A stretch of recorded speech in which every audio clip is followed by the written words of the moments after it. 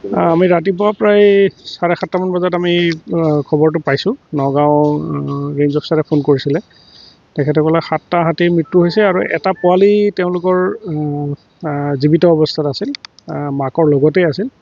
তো পোৱালিটো ততাতৈয়াকৈ তাত মোবাইল ভেটেনেৰী ছাৰ্ভিচ যিখন আছে তেওঁলোকে তাত এটেণ্ড কৰি কিছু চিকিৎসা দিলে ইমিডিয়েটলি। তাৰপিছত তেওঁলোকে আমাৰ ইয়ালৈ পঠিয়াই দিলে চিকিৎসাৰ কাৰণে। পোৱালিটো হয়তো জন্ম মষ্ট প্ৰবেবলি যোৱাকালি বা পৰহি হৈছে চাগে।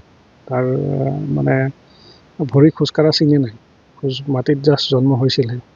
গতিকে আৰু তাৰ এখন ভৰি ভাগিছে আৰু ভিতৰত লাংছত খুব বেয়াকৈ তাৰমানে ব্লিডিং হৈছে, মুখেৰে ব্লাড ওলাই আছে। তো আমি যিমান পাৰোঁ চেষ্টা কৰিছোঁ, কি হয় কণ্ডিশ্যনটো বৰ ভাল নহয়। হয়, আমাৰ অনুমান মতে সেনেকুৱাই জন্ম জাষ্ট হৈছিলে যোৱাকালি বা পৰহি এনেকুৱা হ'ব।